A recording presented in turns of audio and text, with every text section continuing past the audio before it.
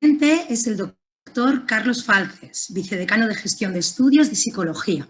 Es profesor del Departamento de Psicología de la Salud, del área de Psicología Social y docente en el grado de la asignatura Psicología de los Grupos. También es docente en el Máster Universitario en Psicología General Sanitaria y miembro del Grupo de Investigación Tecnología, Mente y Comportamiento Social y Desviado. Hoy viene a hablarnos de una parte del trabajo que desarrollamos, concretamente él y yo, el año pasado, a través o con la ponencia Factores asociados al cumplimiento de las recomendaciones para prevenir la transmisión del virus SARS-CoV. Carlos, creo que estás por aquí. Estoy por aquí, pero tengo un problema con la cámara, así que espérate un momentito que estoy comprobando. Sí, sale un mensaje efectivamente aquí como algo. Sí, sale. Ahora debería. A ver, ahora ahora ya debería salir. Sí, pues ahora sí, ya estamos. te dejo ya a ti. Muy bien. Pues buenas tardes y en primer lugar, pues como mis dos compañeras, agradecer la invitación a participar en estas jornadas. Simplemente, espera un momento, voy a ver si aquí, sí, a ver si puedo compartir. Ahí está. Compartir. ¿Se ve la presentación?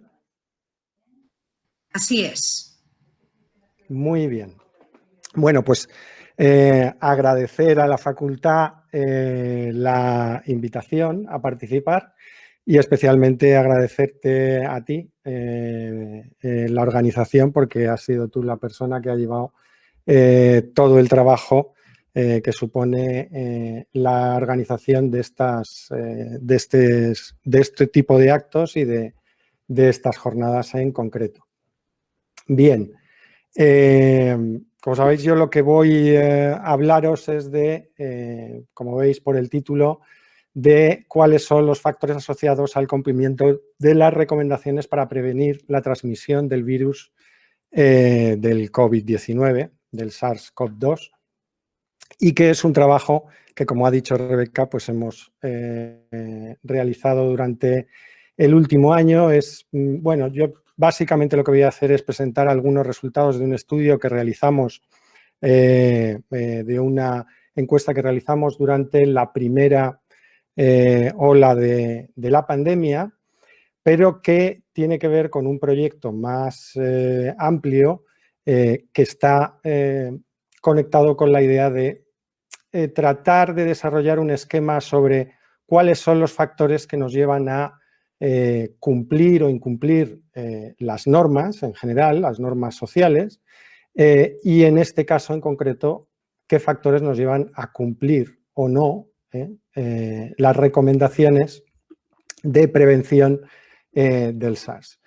Bueno, vamos a hablar un poquito o lo que voy a tratar es de hablar un poquito del carácter multidimensional que tiene un problema sanitario como es una pandemia, del protagonismo que tiene la dimensión, entre otras, la dimensión psicológica, tanto por las consecuencias que tiene la pandemia sobre la sociedad, sobre cada uno de nosotros, como por la necesidad de los conocimientos psicológicos o de la ciencia, de las ciencias del comportamiento, para poder abordar un problema que es fundamentalmente de salud.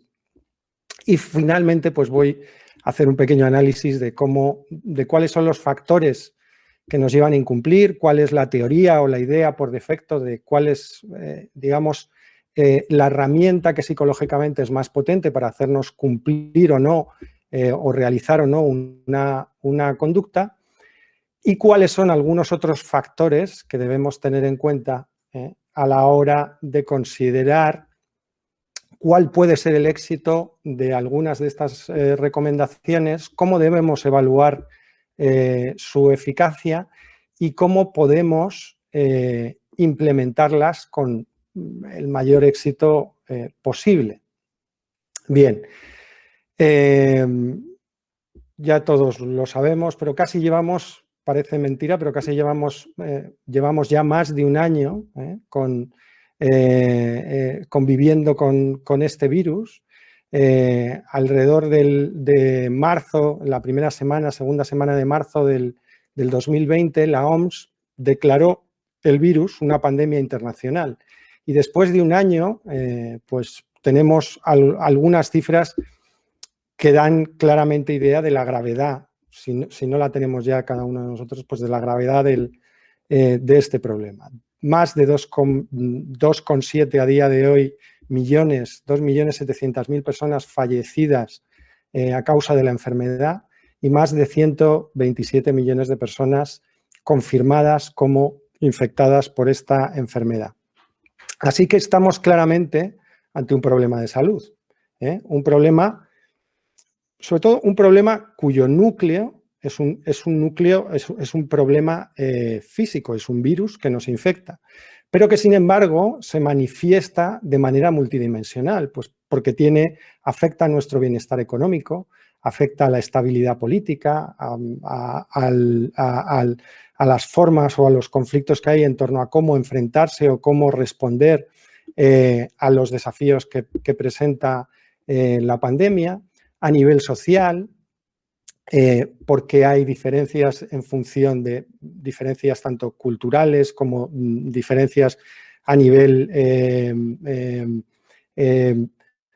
socioeconómico sobre las posibilidades para poder afrontar este problema. Y también a nivel psicológico, algunos ejemplos ya se han visto y se van a ver a lo largo de esta tarde, como el efecto del afrontamiento de la pandemia en el personal sanitario o en los menores, o cómo afecta a la vida de los deportistas de élite, como hemos visto anteriormente. Pero no solo eso, o sea, no solo tenemos un problema de salud física, de salud de un virus que afecta al bienestar en múltiples dimensiones y que se afectan mutuamente, sino que el abordaje de ese problema no es el tradicional o casi el principal abordaje del problema no es el que se esperaría, o durante este año no es el que se esperaría desde el punto de vista médico. El principal abordaje desde el punto de vista médico sería el abordaje farmacológico, los antivirales y las vacunas. Los antivirales a día de hoy todavía no hay un antiviral que tenga una eficacia reconocida. Ha habido varios candidatos, pero parece que ninguno de ellos tiene la eficacia suficiente para considerarse un medicamento eficaz para combatir el virus. Y luego las vacunas, que en un ejercicio sin precedentes de desarrollo tecnológico han conseguido desarrollarse en menos de un año ya 4 vacunas, o no más de 4, 6 vacunas diferentes que se están aplicando ya y se están, no al ritmo que nos gustaría a todos, pero que se están aplicando.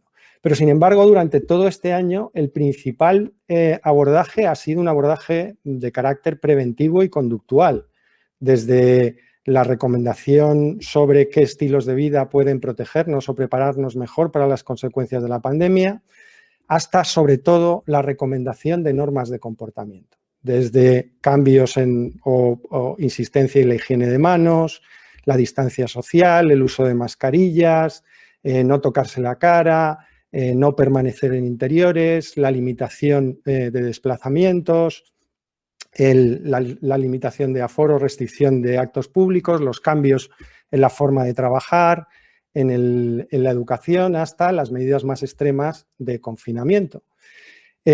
Todo eso ha hecho, el hecho de que la principal arma para poder protegerse del avance de la pandemia fuera casi toda conductual, ha hecho que se haya girado la atención hacia qué tenían que decir los expertos en ciencias del comportamiento sobre cómo conseguir implementar estos cambios a gran escala, cómo abordar las consecuencias de estos grandes cambios y sobre todo, y muy especialmente, cómo conseguir que se sigan las recomendaciones que se hacían para poder enfrentarse a este problema. Aquí tenéis una referencia del artículo probablemente de psicología más citado en el último año sobre este tema, que es un artículo en el que más de 20 expertos pues, tratan de recoger cuáles son los principales temas que se deberían tratar fundamentalmente para abordar esta idea de conseguir que se sigan las recomendaciones y, por otra parte, afrontar de la mejor manera posible las consecuencias de la pandemia para el bienestar psicológico. Aquí podéis ver algunas de los temas o de los tópicos que estos expertos de todo el mundo consideran que son los más importantes a la hora de tratar estos temas, y van desde la percepción del riesgo, de la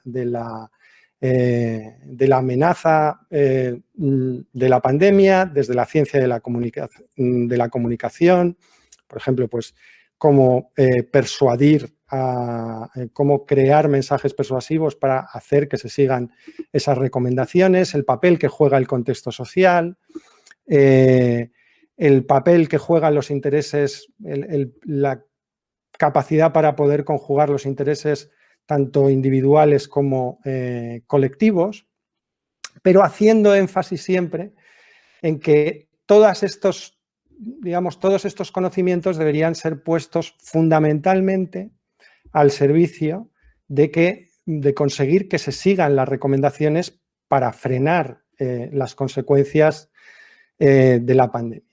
Sin embargo, aunque se señalan los tópicos, el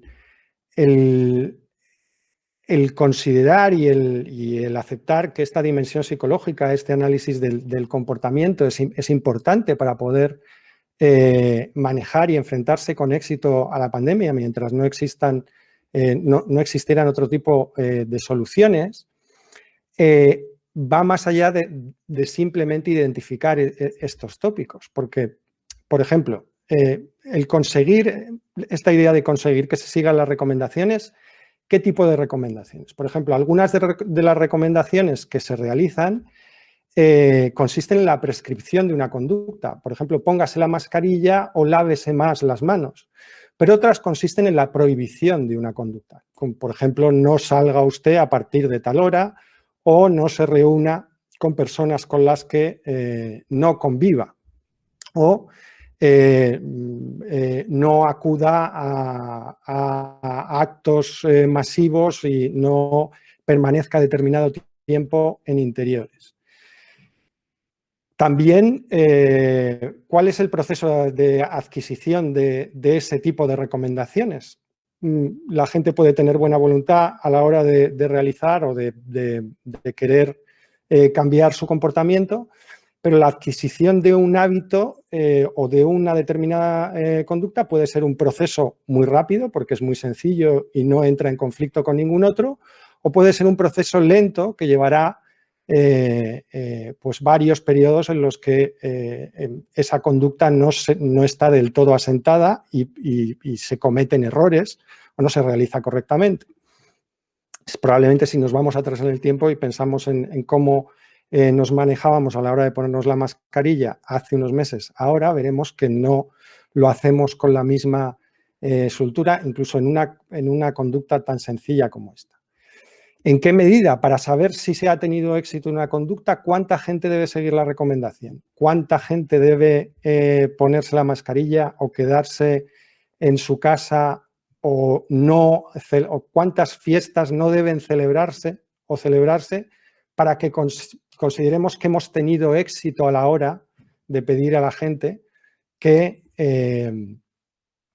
no se reúna para celebrar una fiesta? ¿Y durante cuánto tiempo? ¿Durante cuánto tiempo podemos pedirle a una persona que adquiera este comportamiento o que inhiba determinado comportamiento? ¿Y qué consecuencias tiene? Este tipo de preguntas nos permiten tener una aproximación más realista sobre la viabilidad de algunas recomendaciones y sobre su posible éxito a lo largo del tiempo. por ejemplo, el afrontamiento de todos estos cambios y sus posibles consecuencias se puede mantener en el tiempo, pero conforme vamos avanzando podemos darnos cuenta de que se van cada vez incumpliendo más. Probablemente la norma de no realizar fiestas hace unos meses se cumplía mucho más de lo que se cumple en los últimos meses, y probablemente el número de incumplimientos se haya podido aumentar, y cada vez hablamos más de esta idea de la fatiga pandémica. Bien, pues ese era el objetivo de nuestro proyecto. Desarrollar un esquema de análisis de factores asociados al cumplimiento de una recomendación para evaluar su viabilidad, identificar qué estrategias serán eficaces para hacerlas prioritarias en su implementación y disponer también de un marco para evaluar cuándo se ha tenido éxito en su implantación.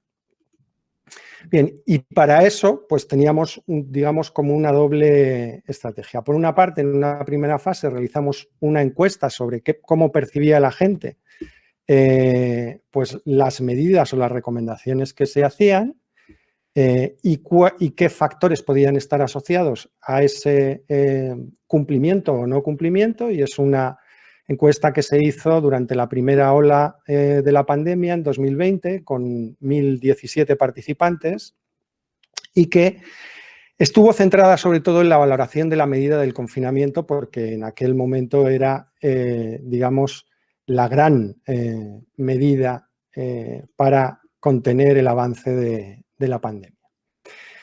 Bien, respecto a qué nos lleva a incumplir o a qué nos lleva a realizar una conducta o no, una recomendación que nos hacen o no, la teoría por defecto, digamos, esta teoría es casi tan vieja como el mundo, y incluso Platón la cita, es la idea de que dejaremos de hacer algo si tenemos la expectativa o el temor a sus consecuencias negativas, y también si tenemos la certeza de que esas expectativas se cumplirán.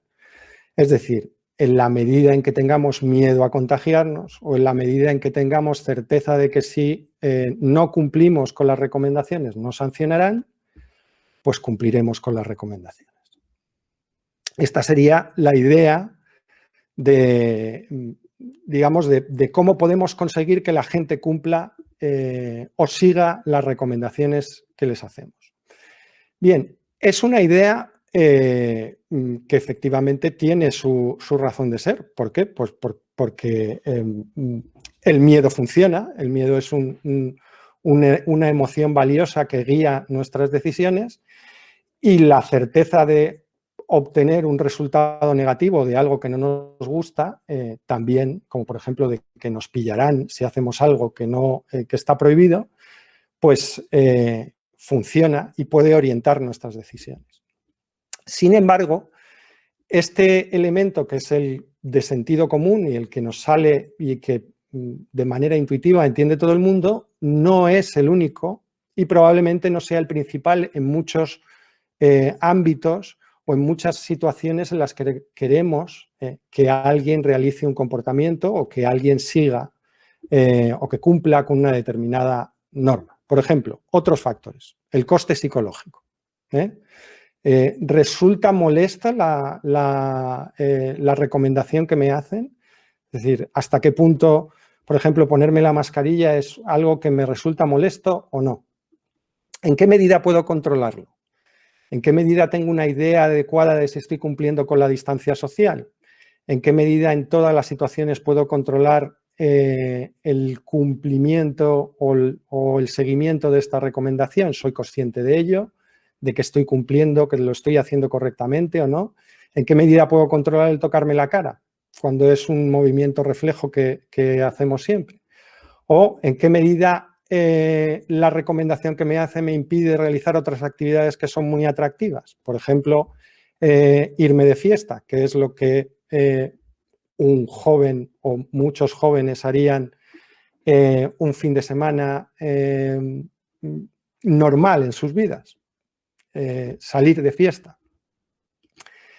Bien, respecto a esos otros factores, además de cuál es el coste psicológico, podemos también tener en cuenta cuál es nuestra forma de pensar, qué estrategias utilizamos para pensar acerca de los riesgos que supone la pandemia, etcétera, etcétera.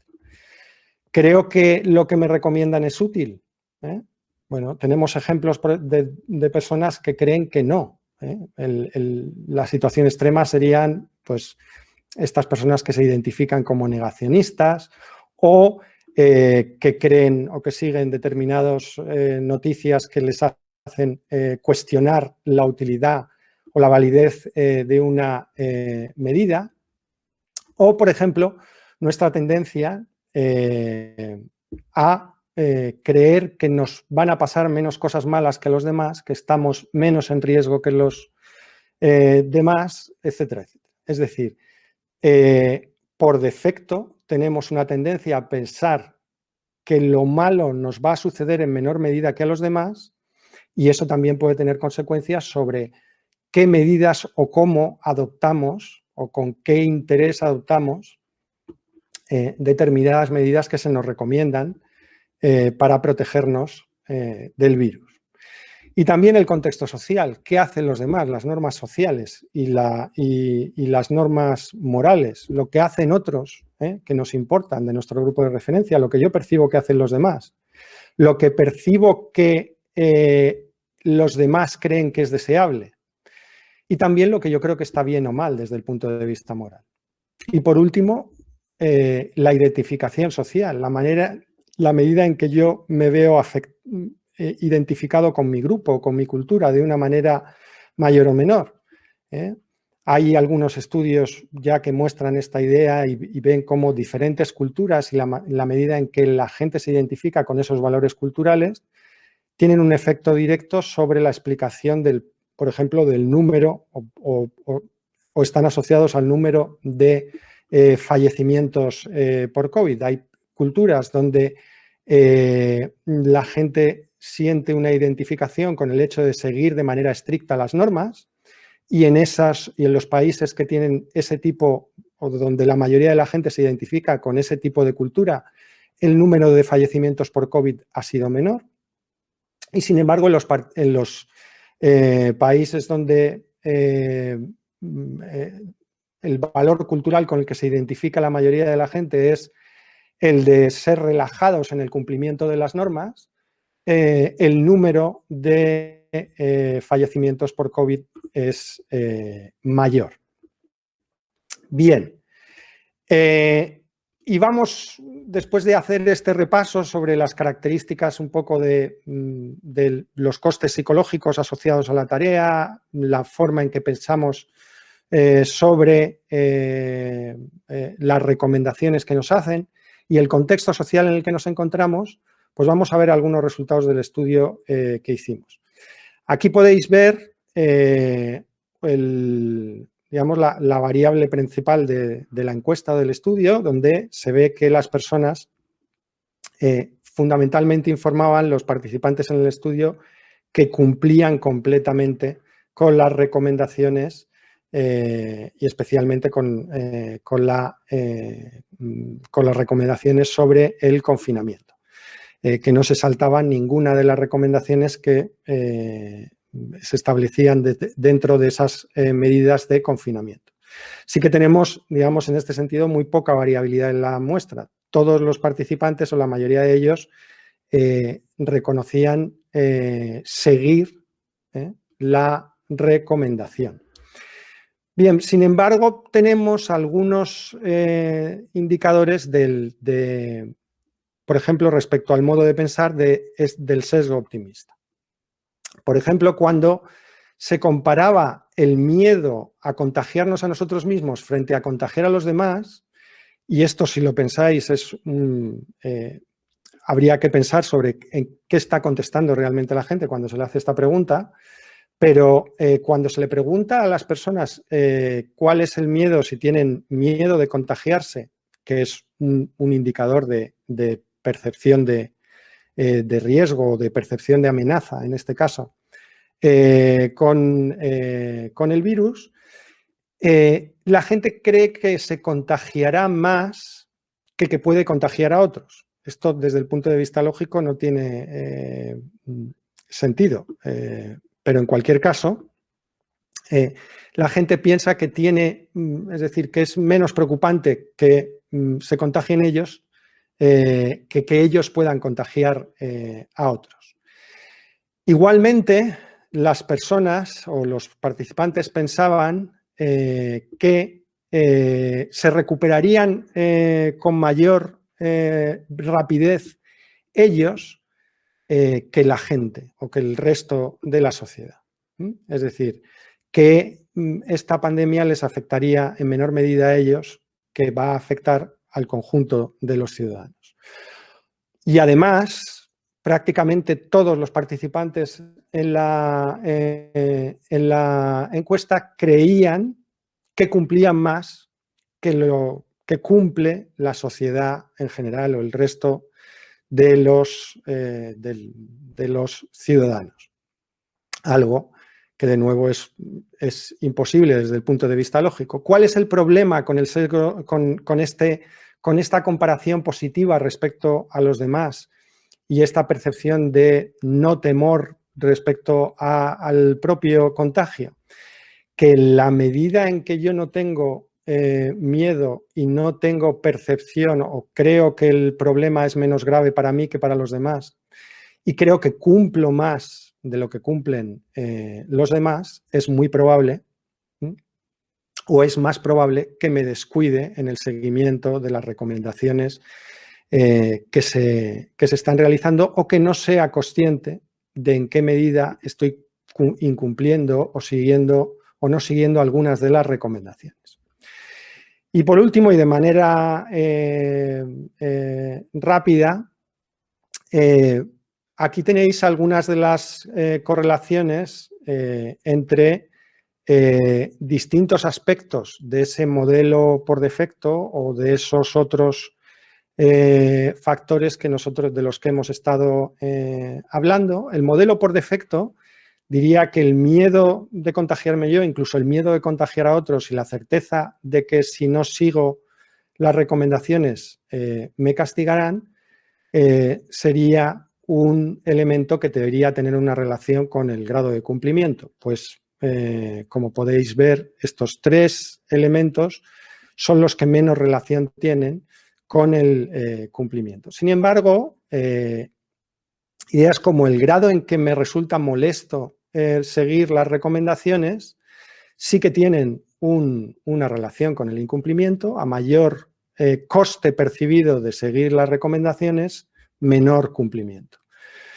De la misma manera, la forma en la que pienso respecto al cumplimiento también, si creo respecto a las medidas, tiene una eficacia. Si pienso que las medidas no son eficaces, pues esto tiene cierta relación con que cumpla o no. Incluso si pienso que la gente no cumple, esto tiene cierta relación con que yo deje de cumplir. A lo largo del tiempo, probablemente, si hubiéramos hecho un seguimiento a lo largo del tiempo de esta pregunta, veríamos que el impacto de esta percepción aumentaría sobre el grado de cumplimiento. Si seguir esta recomendación me resulta molesto y creo que los demás no están cumpliendo, ¿por qué voy a seguir cumpliendo yo? Igualmente, todos los factores que tienen que ver con el contexto social son los elementos que más tienen que ver con el cumplimiento informado por parte de los participantes. La norma descriptiva, cuánto percibo yo que la gente cumple, mi grupo inmediato, es un referente claro de si cumplo o no cumplo. La norma prescriptiva, lo que creo que mi grupo aprueba o desaprueba, en este caso desaprueba, es un predictor inverso del incumplimiento. Si creo que mi grupo desaprueba mucho, pues yo cumplo más la norma que si creo que mi grupo no condena o aprueba esa norma, en cuyo caso yo también incumplo.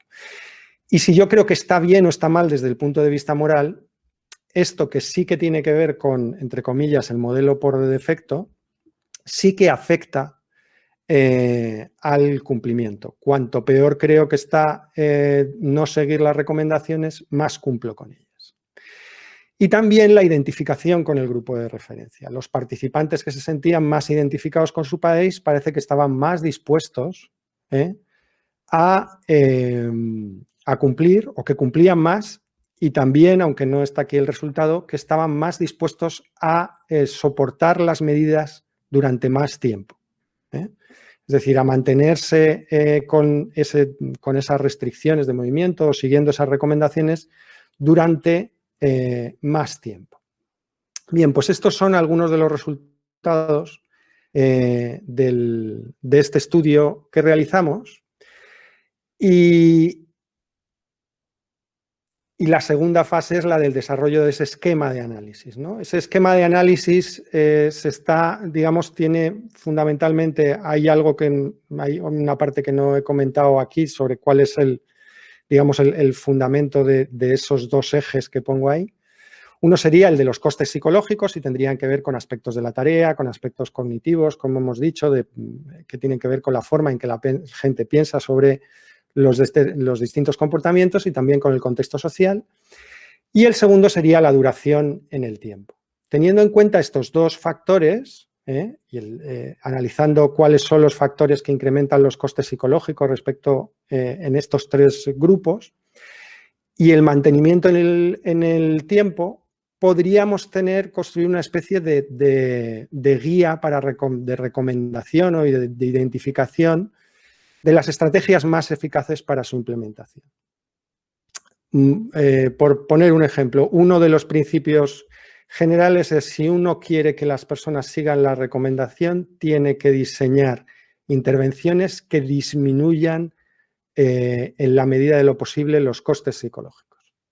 Es decir, este sería uno de las ideas generales. Cómo disminuir los costes psicológicos de las medidas que se tratan de implementar. Entre dos medidas que se pueden aplicar, aquella que suponga menores costes psicológicos será aquella que se debería elegir o priorizar a la hora de aplicar. Pero en cualquier caso, esto va a requerir más trabajo que espero que podamos desarrollar en el futuro.